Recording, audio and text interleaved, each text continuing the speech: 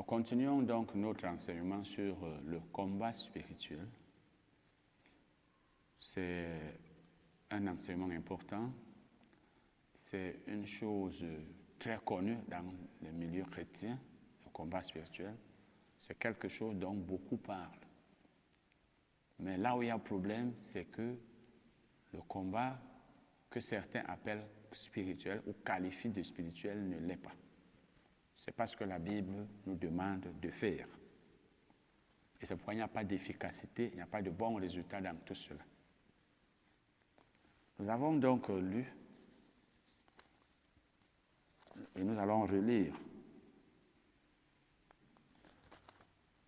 Nous allons relire 2 Corinthiens, lisons le verset 4, dans la version Louis II. Car les armes avec lesquelles nous combattons ne sont pas charnelles, mais elles sont puissantes par la vertu de Dieu pour renverser les forteresses. Maintenant, pour que nous sachions en quoi consiste le renversement des forteresses, parce que c'est Paul qui parle ici, et nous dit au verset 5. Parce qu'au verset 4, il dit, ces armes sont puissantes pour renverser les forteresses.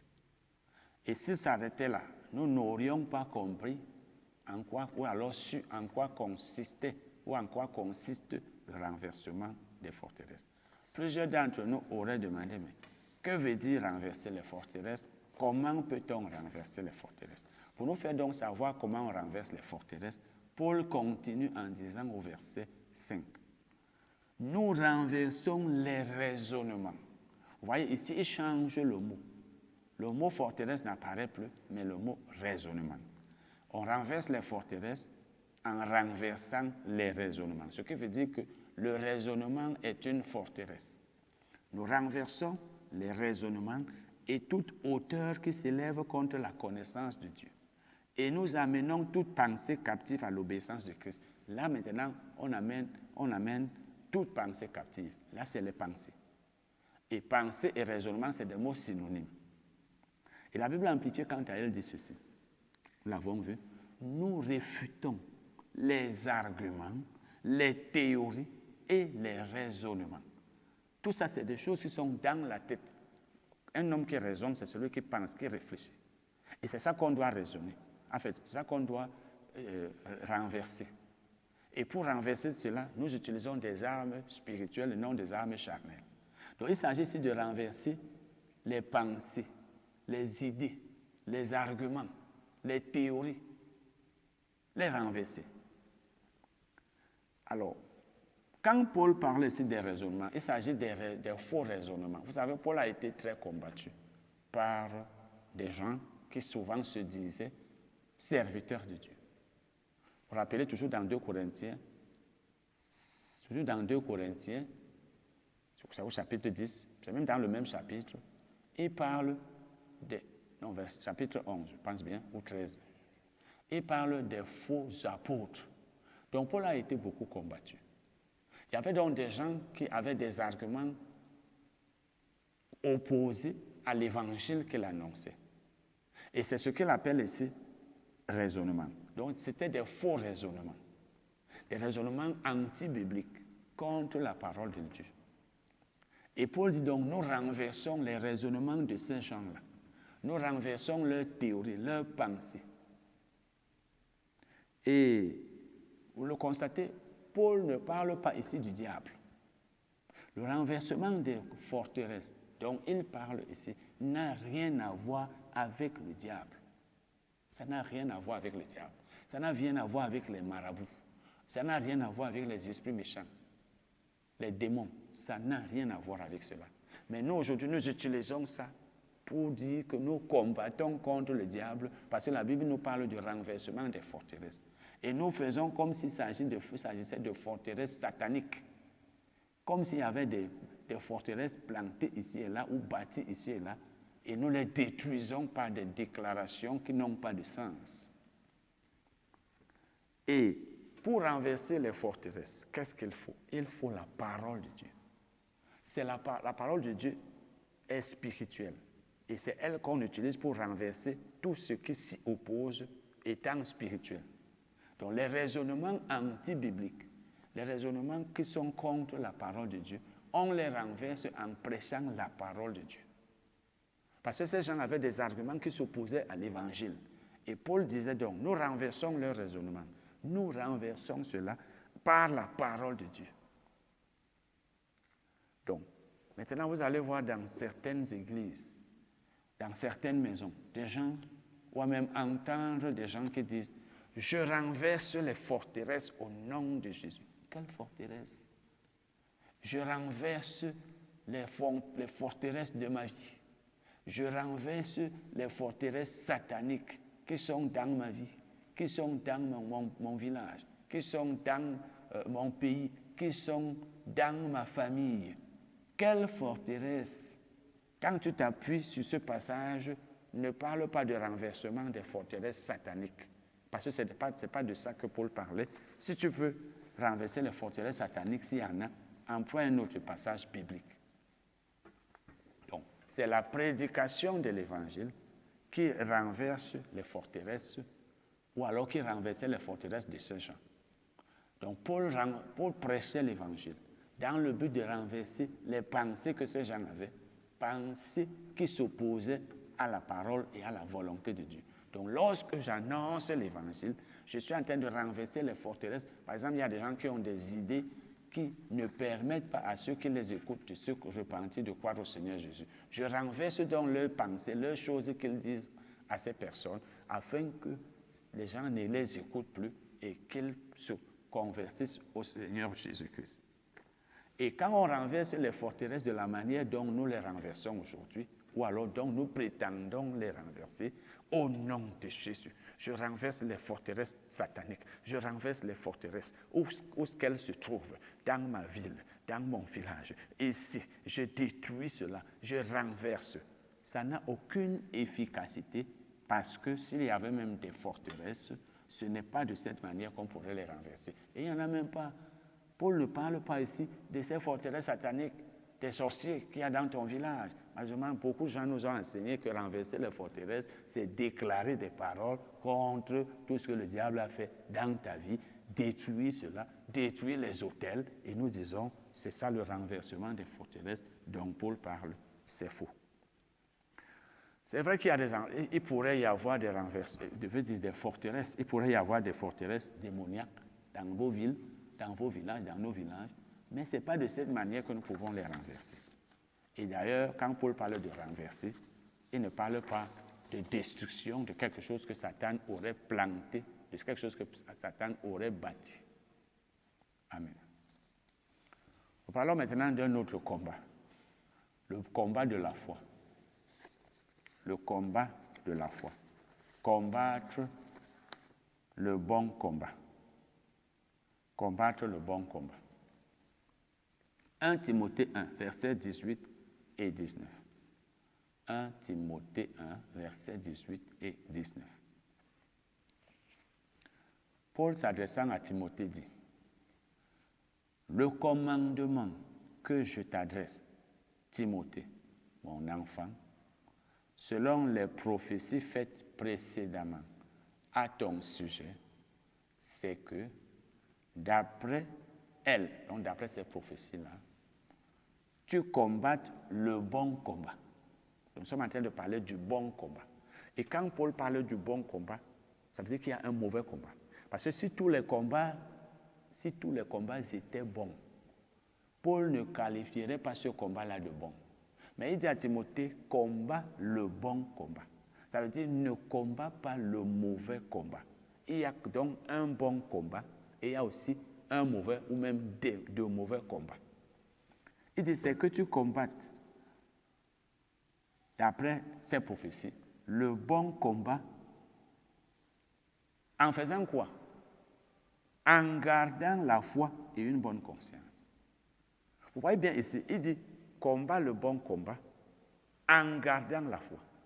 Donc, on combat le bon combat en gardant la foi et en gardant une bonne conscience. Ces deux choses, lorsque tu les gardes, tu es en train de combattre le bon combat. Cette conscience, quelques-uns l'ont perdue et ils ont fait naufrage par rapport à la foi. Donc, Paul était en train de dire ici à Timothée, combat le bon combat de la foi. Premièrement, garde la foi. C'est-à-dire, continue de croire au Seigneur Jésus-Christ. Garde la foi. Ne perds pas la foi. Vous savez, frères et sœurs, c'est la foi qui nous a fait recevoir le salut en Jésus-Christ. C'est par la foi que nous sommes sauvés. Éphésiens 2, verset 8. C'est parce que nous avons cru en Jésus-Christ que nous sommes sauvés. Vous savez, avoir la foi et croire, c'est la même chose. Pisteuo en grec veut dire avoir la foi. Ça veut aussi dire croire.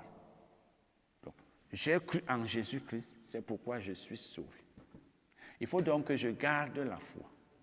C'est-à-dire que je continue de croire en Jésus-Christ. Que je ne perde pas la foi. Que je ne perde pas la foi. Parce que si je persévère dans la foi, c'est là où je suis sauvé. Je suis sauvé maintenant, mais il peut y arriver que je perde le salut.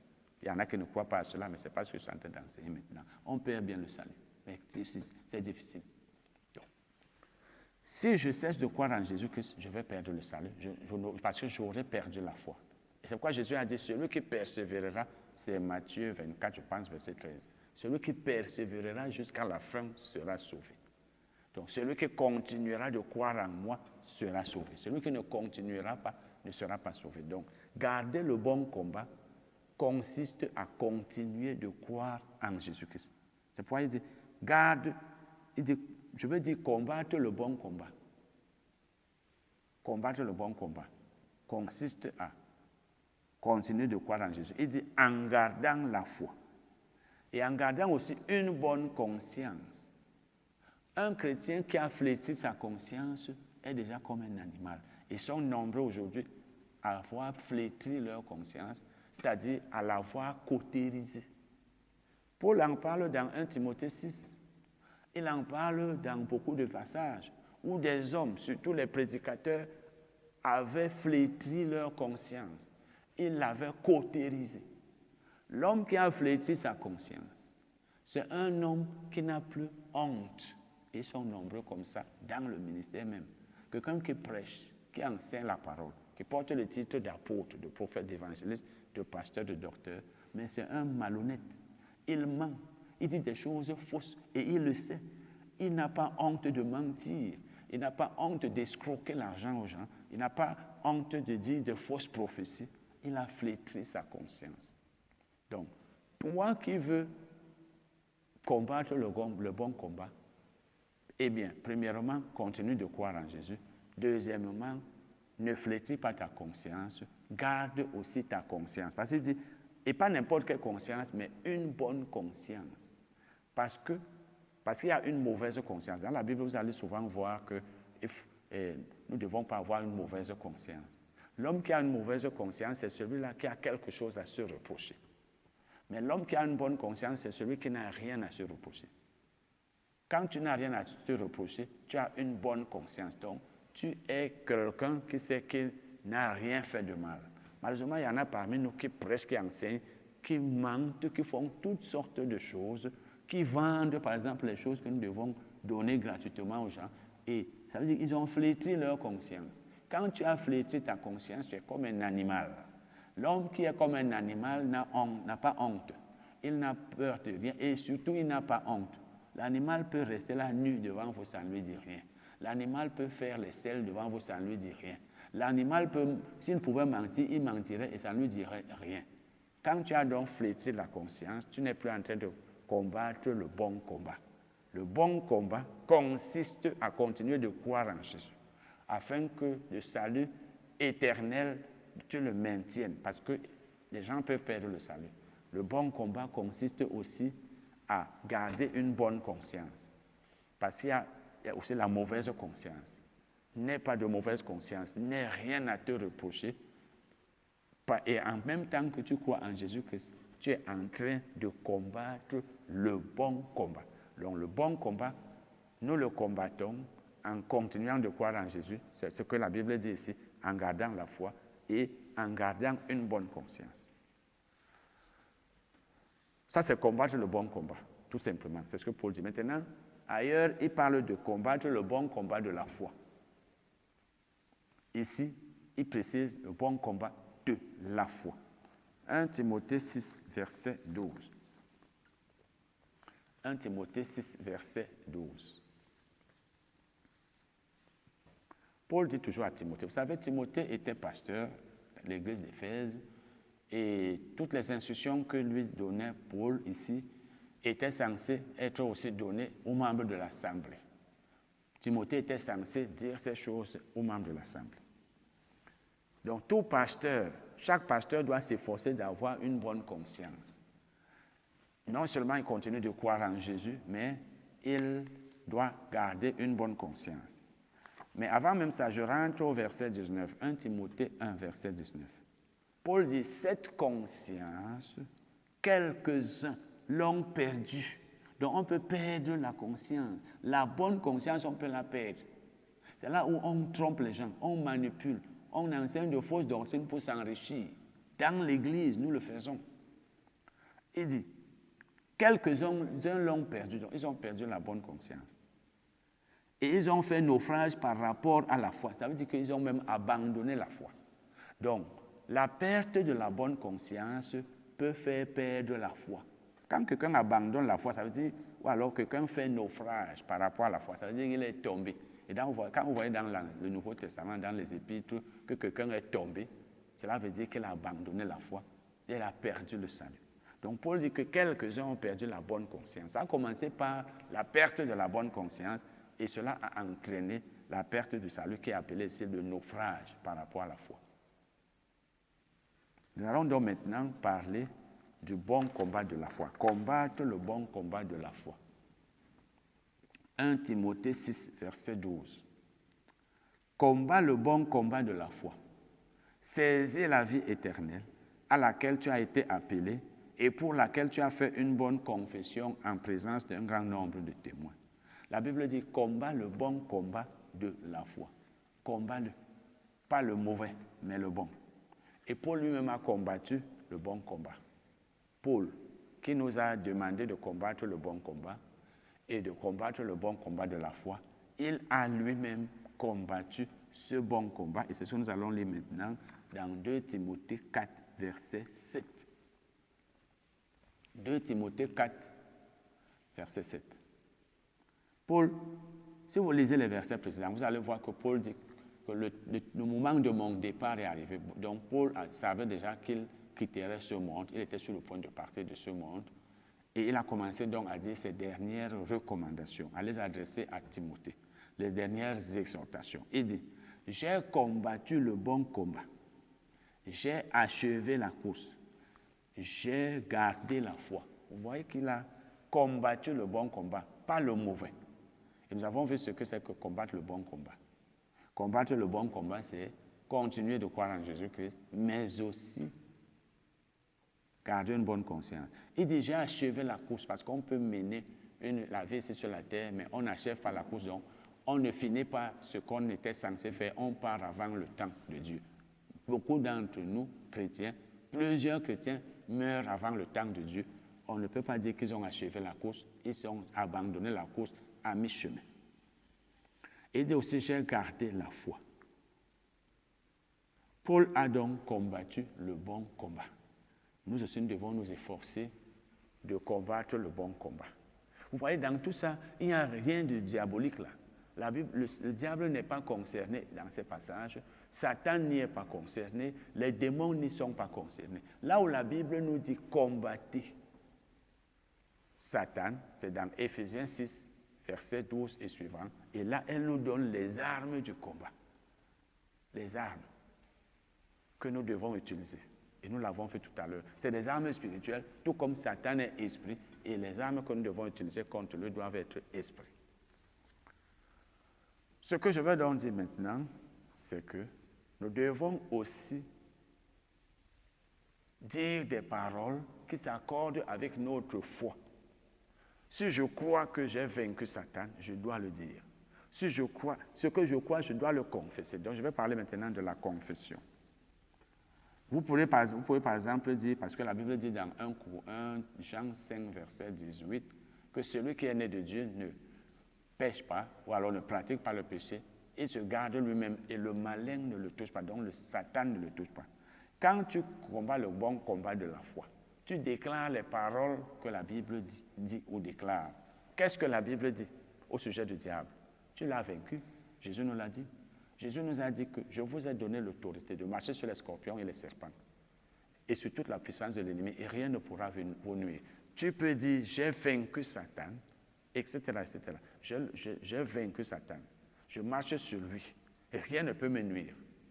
Et la Bible dit aussi, dans 1 Jean 2, verset 12, 13 et suivant, que vous avez vaincu le malin. Le malin, c'est le diable. Tu peux dire, j'ai vaincu le malin, j'ai vaincu le diable. Tu peux dire, je suis né de Dieu, je me garde moi-même, le malin ne me touche pas, Satan ne me touche pas. Tu peux dire, j'ai vaincu le monde. Ça, c'est Jean 16, verset 30. Jean 16, verset... Oui, j'ai vaincu le monde. C'est Jean... Oui, il dit, vous aurez des tribulations dans le monde, mais prenez courage, j'ai vaincu le monde. C'est Jean, je crois, 16, verset 33. Oui. Donc, toutes ces paroles-là, tout ce que Jésus a dit au sujet du diable, j'ai vaincu le diable ne peut rien me faire, etc., il ne peut pas me toucher. C'est ce que tu dois croire. Et quand tu crois ainsi, tu le déclares, tu le confesses, tu es en train de faire un combat parce que ce que tu crois dans ton cœur, si tu le dis de ta bouche, ça s'accomplit. Le diable a peur de ceux qui confessent qu'ils l'ont vaincu, qu'il ne peut rien leur faire. Mais beaucoup d'entre nous, nous confessons plutôt le négatif. Le diable est très fort, il est très puissant. Il a volé mes bénédictions, je ne peux rien faire, il me fait ceci, cela. C'est ce que beaucoup déclarent. Quand tu fais ce genre de déclaration, tu n'es pas en train de combattre le bon combat. Tu n'es même pas en train de combattre Satan, tu es en train de lui ouvrir une porte dans ta vie. Donc voilà, frères et sœurs, ce que vous devez savoir sur le bon combat. Nous allons voir prochainement la suite. Amen.